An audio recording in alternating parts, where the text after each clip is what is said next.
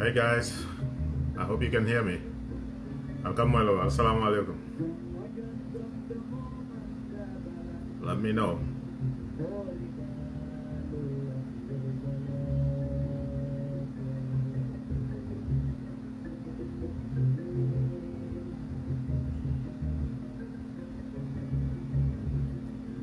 Let me know if you can hear me. Yes, we can. Thank you, Modabo. I think it's worse than talking to yourself and thinking you're talking to people.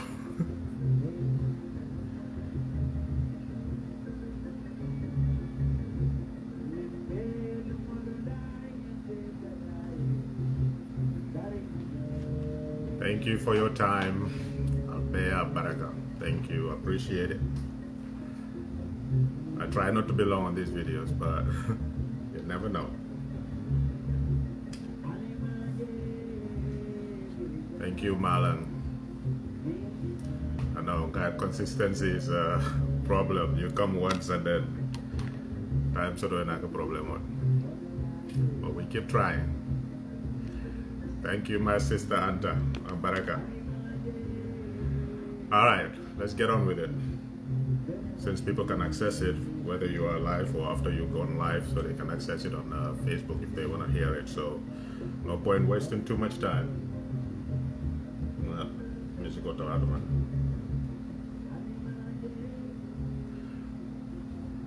Okay, thank you. So, question: is the Gambia a failed state? I posted it a couple of days ago, I think, sometime during the week, and the response overwhelmingly was people agreeing to the fact that the Gambia is a failed state. But if we go into it, basically, what is a failed state? You know, we often think of a failed state as one that has totally disintegrated, like there's a war in the country, there's no governing authority in the country, like it happened to Chad at some point, you know, or some other African countries, or any time in history when the machinery of state has completely disintegrated, then we'll say it's a failed state. But does it have to go to that level where we don't recognize a government for us to say that, you know, country so-and-so is a failed state? Or do we wait for some Western country or the UN to label us as a failed state before we know for ourselves that we are a failed state? So basically, what people think is a failed state is a collapsed state, a state that no longer functions in any way, shape, or form. Like I said, that usually happens in countries experiencing civil strife. But in fact, if you look at the definition of a failed state, there's lots of criteria that qualify a country to slide into the failed state status. And depending on who is defining it, there's so many definitions, depending on where you look, to give you a definition of a failed state. But what all of them have in common, and sadly for us, it suits the Gambia to define us as a failed state. And one of the definitions that we'll concentrate on basically is that it is a state that is unable to perform the two fundamental functions of a nation state. And what are those two fundamental functions? One is it cannot project authority over its territory and peoples. That's one. A country that cannot project its authority over its people and over its territory. And then the second one, it cannot protect its national boundaries. That's the second one. But there is more to that in terms of, you know, widening the definition of these two. It's not just, oh, soldiers present at the border, if you want to come in, there's a border control. It goes beyond that. When they say it cannot maintain its authority over its territory and its peoples. So it goes a lot deeper than that and has to do with institutions of state as well. So that's where Gambia would slide into that state. Even if you look at countries that have civil strife and they say they cannot maintain control over their border, they can, because people who don't feel like they're safe, they flee that country, and nobody's going to invade them from outside because of, you know, international regulations and stuff. So to a certain extent, even countries with civil strife have a degree of control over their borders. when it's time for war, they can shut down the airspace where nobody comes in. They can shut down their land borders. Like it happened in July 1994. Banjul International Airport was shut down. The port was shut down. So we were not a failed state then. We just had a coup. But the state remained, the institution of state, it just was taken by force. So the definition, basically what I'm trying to say, is broader than the fact that when they say, oh, it's a country that cannot project authority over its territory and peoples, and somebody will jump and say, oh, the Gambia actually have control over its... No, it goes deeper than that. For example, in the name of our defense agreement and hot pursuit, that whatever that means, Senegal can come into our country, kidnap our citizens, because that's not arrest. If you arrest somebody, you have to have a court order issued by a court within that jurisdiction to say that so-and-so has violated this, that, or the other law as it is charged by the state. So therefore, we're going to have to issue a warrant for the arrest of that person. So if anything outside of that happens, it's not arresting, it's kidnapping. That's what we see happening in our country. And every time it happens, it's more than once, every time it happens, what do we hear? Oh, we had an agreement with them. It's a hot pursuit agreement that we can, have a mutual defense agreement. That's what we hear. So essentially, if Senegal deems that Gambians have committed a crime in Senegal, they're not going to consult with Gambian authorities. Oh, we need person X or Y because of so-and-so crime. They're just going to cross our border into our country, arrest whoever they want to arrest, take them back to Senegal and prosecute them. What do our authorities say? Oh, there's an agreement between the two countries. But they cannot do the same to Senegal. So that's generally not an agreement. That's one simple example that we wanted to, point to. The other thing is the fact that Senegal launches its attacks from the Gambia against the separatists in Casamance, when the Gambia has always been a neutral party in that conflict. So to a certain extent, we're like an extension of Senegal. I'm not saying that's a good thing, that's a bad thing, that's a whole discussion for another time, but just to point to the fact that these are indicators that the state has no control over its own borders. Not because the institutions are not there or the laws are not there, but because we have weak leadership. So again, because of those failed institutions, we see the fact that people who are non-Gambians acquire our national documents. They go around the world committing crimes, getting caught as Gambians when they never even set foot in our country. Non-Gambians deciding our elections for us when we all know that they are not qualified to vote in our elections. We have seen all that. So that's all an indication that the institutions of state are not functioning properly to project the authority of the state over the territory of the Gambia and her peoples. So that's one example. The other signs of a failed state that will go into that, we can all feel, we can agree on the Senegal part and disagree on it because of economic, because of whatever. We can all, have a discussion about that. But the other things that are more relevant, much more important, that also ties into the fact that they cannot project their authority over people without using force, basically, is the fact that a failed state has a lot of administrative issues that can be used to assess or determine if it is a failed state or not. First of all, they provide very minimal public service. We can all bear witness to that, the level of service in the Gambia when it comes to the public service. In every sphere of public service, what is the level of service that the people get? Even something like going, for example, I mentioned ID cards and voters cards and passports. How long does it take you to acquire those? What bureaucratic hurdles are there? It's not like you fill a form, submit it, they call you to go take your, submit it with your passport size photo. They do their assessment and call you, hey, come and get it. There's a lot of back and forth going on there. That's one simple example. We have feeble and flawed institutions. When we say feeble, we still have in that country people coming and telling you, we have orders from above to come and arrest you. We saw it recently happen, as recently as less than a week ago with 𝒉𝒕𝒕𝒑𝒑𝒏. They want to seize your passport. They want to call you in for questioning and ask you to report to the police stations regularly when there's no charge, no warrant, nothing. Just because somebody says they want you arrested, that's what's going to happen. But because you say something they don't like, your freedom of expression can go out the window. They're going to call you in for questioning and arrest you, which technically, like I said earlier, is kidnapping.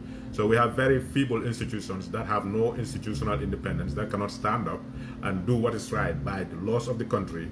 They have to do what appeases people, just like we saw in the Jammeh days.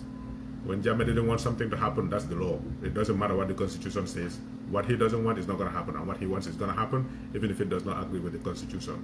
So, feeble institutions. Loss of professional independence, which also ties into that for the institutions of state. You think the IGP will stand up today, go and arrest somebody that is very close to the government because they committed a crime? That is evident that they committed a crime. Everybody knows they committed a crime. You think the IGP is going to issue an order for his men to go to the courts, get a warrant, and go arrest that person? It's not going to happen. Those people are all loyal to the presidency, not to the institutions of state. So that's another example. Loss of professional independence for the institutions of state, and that's across the board. Every institution of state, whether it is tied to the legislature, whether it is tied to the judiciary, whether it is tied to the executive. When I say the judiciary, we can debate about the courts and whatever. That's not what I'm pointing to. But look at the Ministry of Justice. How many arrest warrants have they issued for people that we all know could be complicit in a crime? They don't do it. Why? Because they are in the good books of the government.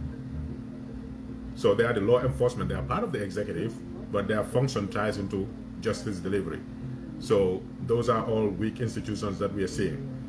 Crumbling infrastructure. Look at our roads. They build roads 1 year, 2 years, potholes start emerging in the roads. Our telecommunications, how good is it?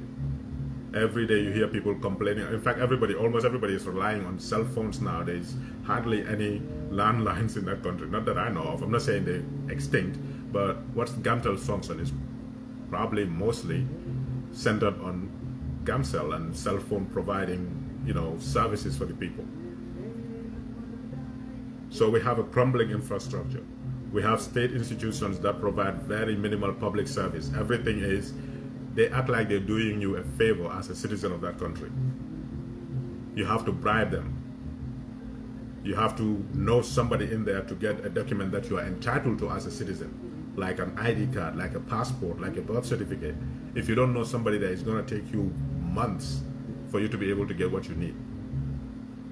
So we have crumbling infrastructure as one indication. Faltering utility services. We don't even need to go deep into that. Utility as in water and electricity. How many people are still drinking from wells in the Gambia? In fact, how many regions in that country have potable water, running pipe water? How many regions in the country? If you tear it up and estimate it, you would say probably 20% of the country has access to potable water. And that is if the water is available. Basically, they are hooked to the main lines, which is the 𝒂𝒄 pipes. But how often do you get water? So faltering utility services. 𝒂𝒄 is more like Christmas lights, on and off, constantly. We hear it every day, people complaining about it. You cannot have factories in that environment. People cannot even power their homes to get light to watch TV, much less power a whole industry. So that's almost non-existent. Even the pipe-borne water that we talk about, and you have communities where you have these public taps that people can go and access water, all those pretty much have all shut down now. People can't get it. You either get it in your home or you don't get it at all. And then a faltering health service and educational institutions, health institutions and educational institutions. A country that cannot care for its people when they are sick. It's a sign of a failed state. Forget about the people who live in the West and telling you, everything is working fine in that country and, all manner of things. If they have a child that has an allergy or has asthma, tell them to bring their child to be permanently resident in the Gambia. Without their asthma medication, if they get an asthma attack, they expect the hospitals to be able to take care of it.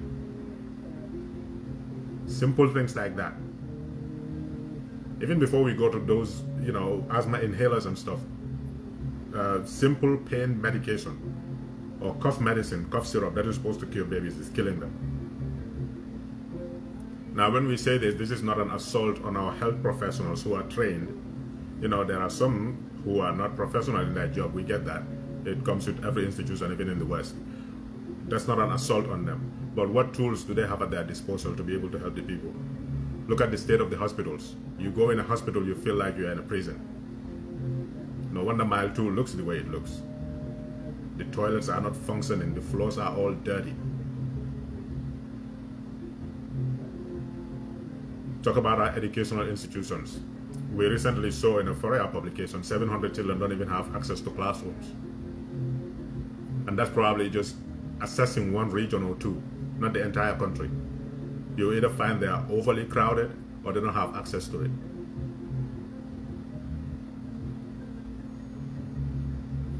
And then there is the case of the deteriorating human development indicators such as infant mortality and literacy rates.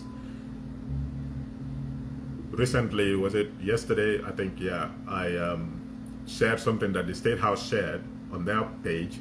They technically trying to brag about it. What they said was the fact that they scored well regarding the, I don't know, it's something like the MCC that the US conducts, assessing different aspects of the economy of a particular country, and the Gambia was listed, so we went 1 point higher than we did last year. And what they said is, according to State House, according to the report, that 1 point came about because Gambia is doing well in terms of immunizing the population, the children basically, against diseases like polio and stuff. So because of that immunization rate, the Gambia did well. So they got nudged up 1 point. State House is bragging about that. But what they don't tell you is that report, because they shared the link. You know, you can call me petty, but they shared the link. So I went into the link, and basically what the MCC does is they look at the government or the country or the state as a whole and different areas of the economy or different aspects of the state and do their assessment. So for example, the first one that came was economic freedoms. They assess the rate of economic freedom in the country and then give the Gambia a rating. Of course, this does not necessarily mean that it reflects in the lives of the people, but when we deal with institutions globally, they look at these numbers and determine how they're going to help us, or if they're even going to engage with us, or, you know, rate us based on whatever metrics they're going to use for us to be able to access aid from them, which is a shame if you ask me. But State House didn't mention anything with regards to that. You know, inflation, that's a global problem, okay? So we will not go into that. The Gambia doesn't have anything in place to actually mitigate it. So that's very technical, and I'll not get into that. But I'll just point to the areas that this MCC report that the State House is bragging about has actually raised. For example, fiscal policy, they gave the Gambia a 48%. And let's say one thing the State House did not highlight also is the fact that this report covers a period between 2017 and 2021. That's what it covers. So from 2017 to 2021, there was a slight increase from 2018. 2018, 2019, there was a slight increase in terms of fiscal policy. That was when the new government came. It raised it up a little bit from -5 in 2017 to a little below 0, and then by 2018, it's still in the negative, less than 50%. So the government would not mention that. The other thing is gender in the economy. I took a screenshot of that. That's also 34%, way less than 50%. That's also in the red. Access to credit, 39%. That's also in the red. So the State House would not say that. What they went for is the very simple fact that people immunize their children. And the state has basically very minimal function. If I don't want to immunize my child, I'm not going to immunize. The state has no power to force me to do that. So that's technically not to their credit. It's just people wishing to immunize their children, and they have access to that immunization, which is not provided by the government, if we must add. It's WHO that provides those immunizations. So the government's role in that is very minimal. But you could say maybe through civic education, people were aware of this, and then they went and immunized their children. they can play a role in that. But they do not provide it, and it's not a law that people get immunized by force. Credit to the parents. But the government can take credit there if they want. That's the only thing they highlighted. They will not mention anything else because nothing else looks good. Investing in people. Health expenditure is in the red, 41%. That's below 50% where it can go into the green. Primary education expenditure, they mark that NA, not available, basically. Natural resource protection, 26%. We all know what the Chinese fish meal is doing in that country and our coastal erosion. So these are all indicators that the government is not trying to focus on. Rather, they would like to commercial you with, oh, the US Department of State issued this report and the Gambia went 1 point up. But they don't get into the nitty-gritties of it. So we don't know really what's going on. But luckily there's the link. If you go to the State House page, the link is there. You can go into read all the details you want about the Gambia. It's not good. Nothing to brag about. So faltering health and faltering educational institutions in the country. That's what we're experiencing. So you tell me if our education and our health are in good shape. They are not. Everybody will agree to that. If you are given the option, you're sick. Here is all the money you need to get cured in the Gambia, or here is a visa for you to find your own money and go get treatment abroad. People would reject the money, take the visa and go abroad to go find treatment. That's how bad it is. Even though if they have to scavenge and go fund me for the money that they need to go treat themselves outside. So the other indicator is deteriorating basic human development indicators such as infant mortality and literacy rates. So we just went through that. Educational investment is NA. The report cannot assess that. How much does the government invest in education? They might have it in the budget, but does it translate to real life applications where people have access to education? 700 children we know just this week cannot access education because they don't have classrooms. Primary school. That's how bad things have gotten in that country. And then another indicator will probably be the last one is flourishing corruption and negative growth rates where honest economic activity cannot flourish. You know, I know, we've seen it constantly on Facebook how people express their frustrations when they're trying to access the Gambian economy to do investment. For example, when the pharmaceutical issue came up with babies dying out of negligence, we saw people, Gambians who are abroad, trained, they have the resources, and they want a pharmacy license so that they can be importing medicine into the country, and the frustrations they face. We saw that. Whenever an issue comes up, for example, electricity is a problem, people will tell you, we have these connections that can actually help the Gambia. We can invest in the electricity industry, we can invest in agriculture, we can invest in education, you name it. And how much frustration they face when it comes to investing in the Gambia. We will not talk about corruption. Everybody knows that staring us in the face is a case of Adiarantele in the Gambia now. Corruption is just everywhere and they don't care about it. They will not talk about it. Even if you say something, they say you are jealous of them. Public funds that they spend. So we all know corruption is there. The other thing that is an indicator is the fact that negative growth rates that are influenced by economic activity that cannot flourish in an honest environment. So you either have to bribe your way through or you get completely frustrated in trying to invest in the Gambia. That's a fact. So if you think any of these points are exaggerated, and I bring them up to say that, you know, the general definition of not being able to maintain authority over your territory is too simplistic or too broad for people to understand that, but it points to these things. Faltering utility provision in the country, utility supplies, a health sector that is not serving the needs of the people, declining literacy rates. We all see whenever the results come out, grade 9, grade 12, how poor people perform. Because the teachers are not making enough money, they're looking for other means to provide for their families. Parents are all around looking for food to cater for their children. So all these things are there. Now you tell me, if that's a functioning state, they will tell you, oh, we're building flyovers on Pipeline or Caraba Avenue or Battle Harding Highway. We're constructing that road. To what end? When the fares are going up every day, people cannot even get between Tabokoro to Westfield without mounting and dismounting 3-4 different vehicles. So what's the point of those roads?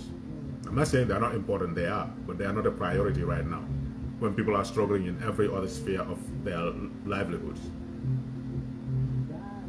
So you take an assessment, are these things an indication of a strong state or a faltering state? I would say we're a failed state. And that's a disaster. Because a state that is failed cannot provide core guarantees to its citizens or other people that are under its jurisdiction. And those core guarantees are in the three interrelated spheres of security, economics, and politics. We all know the security sector reform is failed completely. One of the issues that was on the ballot in 2016 was the fact that the security sector needs complete reform, and there were recommendations made, none of which were implemented.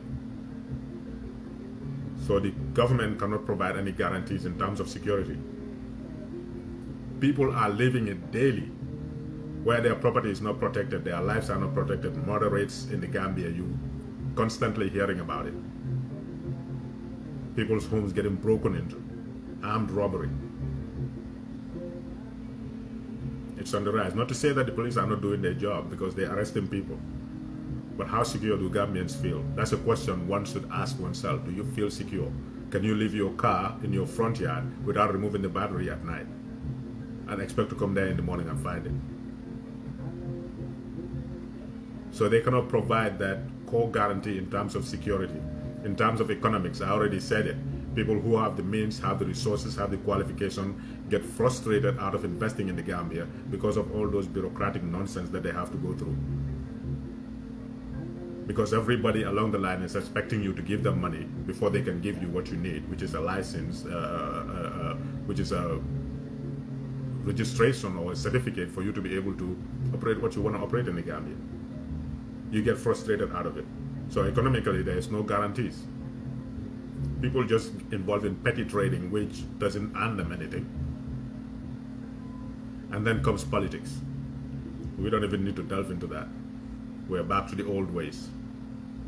Politics overshadows everything. It's one thing for the president to sit at State House and say, let us unite and develop this country, let us do this for this country or that for the country.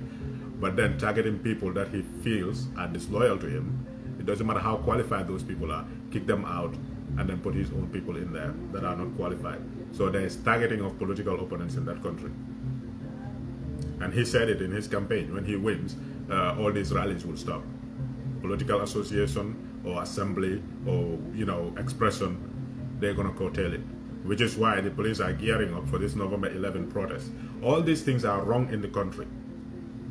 People know it, they feel it every day. They had the opportunity in December, it didn't work to change the government. Now they want to go out on the streets to express their frustrations, and the police are gearing up already on how to harm them, how to maim them, how to disrupt their protest. Basically in the Gambia is shut up and suffer. That's what it is. Because you will not have a president who is going to face the press, answer questions from journalists, questions that are on Gambians' minds. All they do is issue a press release here, a press release there, post on their Facebook page, but they will not sit down and take questions from serious journalists. So in an environment like that, there's no two-way communication. They just tell you what they want to tell you, and they don't want to listen to you or what you want to say. All they do constantly is complain about, oh, social media said this, let's react to it.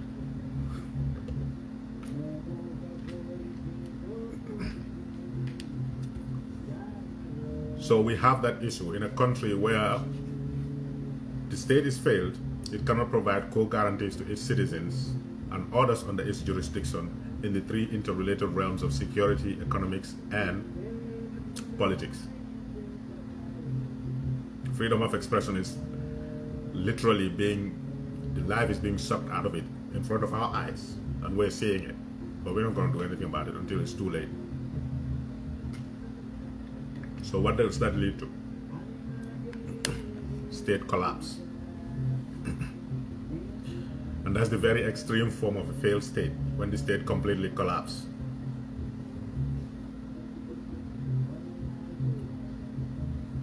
So what leads to that basically is when the state institutions fail, societies fail, we are heading for a collapse of our state. And this, when we say a state, it's basically the people involved now. Civil strife. I'm not saying that's what's going to happen in the Gambia, but those are the indicators. It's a stage-by-stage development. State institutions have failed. The society is failing. Because what do we have in the Gambia now? Tribalism. People don't trust each other. People can't relate to each other. People can't live peaceably side by side. Where tribe doesn't divide us, politics divide us. Because you're UDP, I hate you, I don't like you. Because you are NPP, well, I don't like NPP, but I don't hate them. Politics is dividing us.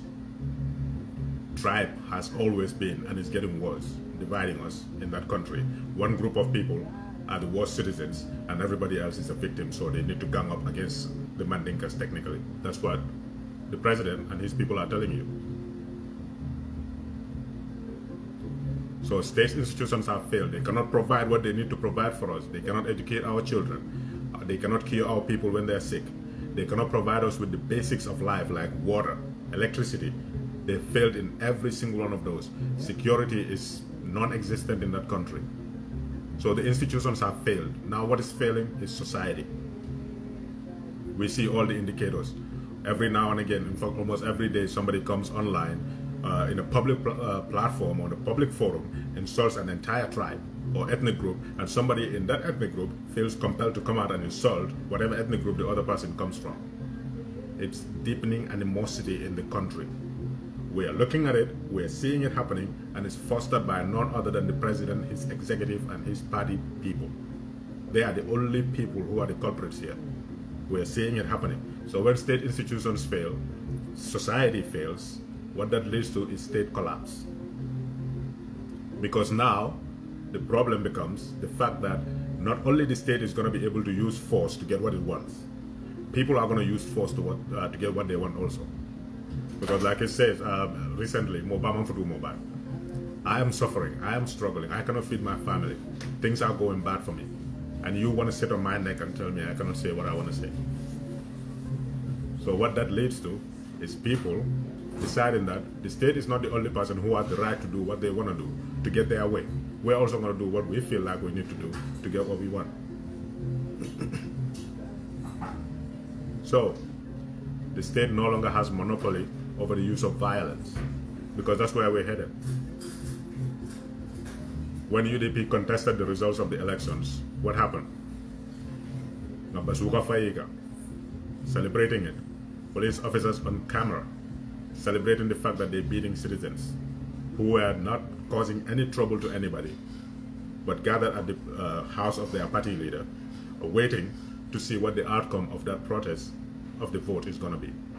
Police set on them.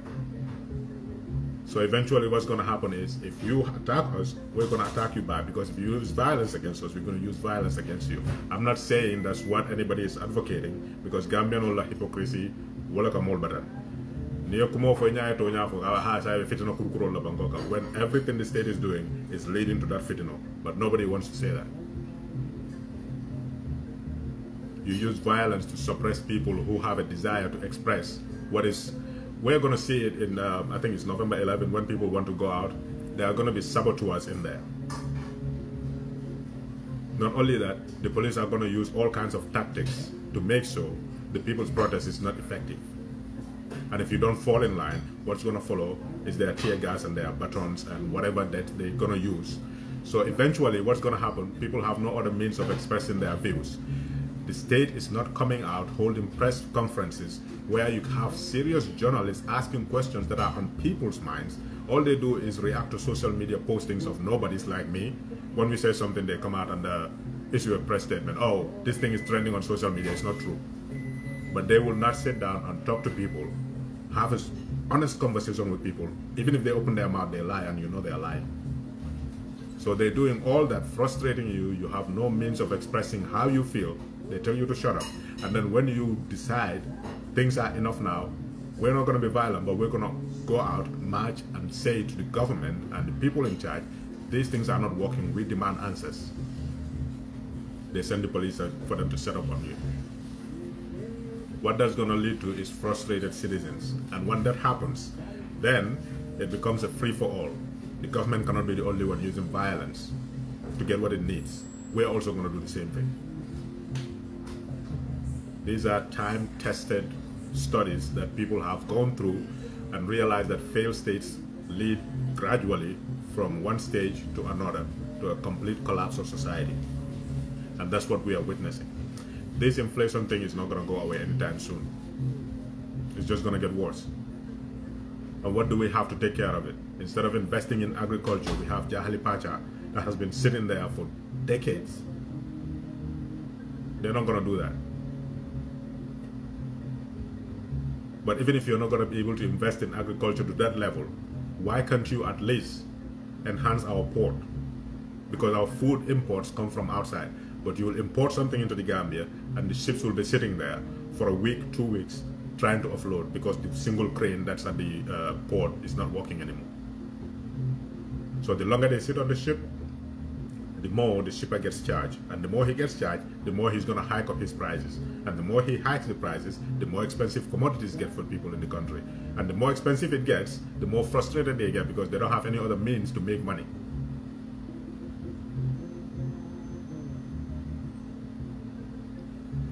So it's a scary prospect.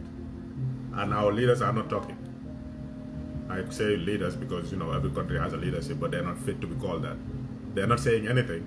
They're just going to sit down. Whenever anything happens, you say something, oh, UDP call them. I guess the entire country is UDP now. They are the one who said politics is over, let's come together and work for the country. But whenever you say something is not right, they say it's a partisan thing. These babies that died triggered an emotional response from the citizens of the country. And what did 𝒕𝒉𝒊𝒔 say? That dog. What did he say? We should apologize to the health minister for importing poison into the country to give to our babies. People should apologize to the health minister. They trivialize everything. And they will not sit down, like I said, and face serious journalists, ask them serious questions. What did your investigations reveal? Who imported this medicine into the country? Why was it not tested? Was it tested? Yes. Who said it was okay? They still are not going to come out with that. They will write this thing out and let it die out slowly, and we will not do anything about it. But in 2016, we were at a crossroads. We saw that. What people don't know is that if Yahya Jammeh won in Gambia in 2016, I didn't say there will be civil strife, but there will be bloodshed in the country. I don't know how long it was going to last, but there would be. Because he was clear on what he wanted, and people were not going to stand up for that. So Gambians are generally very peaceful people. They are very timid, not peaceful, they're timid. Because they know they have a way out. You cannot buy a bag of rice, you call somebody abroad, and you know they cannot say no, they're going to help you. So because people still have a way to get the food that they want, they're not going to, you know, make a big deal of the way the economy is, because it's not burdening them, it's burdening people who are outside or their relatives who are working in government and can be corrupt. Those are the ones who are burdened by it. But this constant silence when there is so much going on in the country, this constant snubbing from the government, because every time people open their mouth they say, oh, it's the opposition. It's the opposition. That's always their excuse. We're building roads, we're doing this, we're doing that. They're always complaining. They don't say the good things that we're doing. What good things are you doing? So, what do we do about it? Let's keep the issues alive. Let's pressure the government and know that they are the ones who are in charge. When people talk, they are the ones who are feeling what they are feeling. You have no right to tell them that, oh, that is not true because look at this sector, look at that sector. It's not translating in my life, so I have a right to say that it is not working. Because if it is working, I wouldn't be saying that. So you're sitting in your comfort zone telling me that it's not working. That's on you, not on me. So the Gambia is teetering further and further and further away from a state that can manage its own affairs. Corruption is all over the place and people are seeing it blatantly every day. Our institutions have failed us. And they will continue to fail us because they are not under any pressure to deliver. The people that are supposed to hold them to account, which is the National Assembly, unfortunately, I would not say all of them because, you know, there's some seasoned ones there, like, you know, the is it 𝒂𝒊𝒏 from PDIS? There's some seasoned National Assembly members there who know what they're doing. But, since they got that guy, I don't even like to mention his name, as the speaker now, he's just there to frustrate everything that people are aiming to do. As an institution, it has failed people. We have individuals there who will do what's right, but as an institution, that has failed to hold people to account. You called in the executive, which is a co-equal branch of the government, and they snub you. What comes out of it? Nothing. So it's a one-man show, and constantly what they're doing is scaring people. Oh, you'll have to fit in all with the bank, you'll have to fit in all with the bank, you'll have to fit in all with the bank, and they are the ones who are actually fanning the flames of fitna, but they don't want to admit it. So it's time we all take a serious look at issues that are going on in the country and speak the truth to what is going on. People are suffering in that country. We could choose to sit down and be quiet, but people are suffering, and not everybody has relatives they can rely on. It's always, in every society, the middle class that has the capacity to make change happen in the country. But our middle class in the Gambia, if we even have one, let's say the educated people who are supposed to know better, we consider them the middle class, it's rife with hypocrisy. People who are in everything only for themselves and what they can get out of it. They don't care about the next person. If you come to them and they can give you a handout, they feel big. That big man syndrome, that's what motivates us. You feel like, oh, you're big enough now, people can come to you and then you can buy them one bag of rice every 6 months. Then you're a big person and everything is good in the country. That's what's bothering us. When things are happening that you know are not supposed to happen, you come out and say it, they trivialize it until things get out of hand. And then they start to find scapegoats to blame. When 𝒂𝒊𝒏 was doing all these things, like I said a couple of days ago, we thought that, okay, it's easy to not be in power or close to 𝒂𝒊𝒏 and say, oh, this is not right, that's not right. If it was me, I would do this. But it's a different thing when you are in that position to decide what's right. Some people were sympathetic towards that. If I know I cannot set 𝒂𝒊𝒏 right, I know I cannot change things, I will find a way to get the hell out of that place. But some people stayed all the way until the ship sank and they said, oh, it's self-preservation, self-preservation. But now we're saying that it's not self-preservation, it was an opportunity for them. Because they're doing exactly the same things. What does the president's mother have to do with politics in the country? That a police chief, not the chief of the entire police, but he's a chief to a certain extent, like a police commissioner, would go out there and say, oh, I'm going to adopt this person. What is all these adopting mothers and fathers in that country?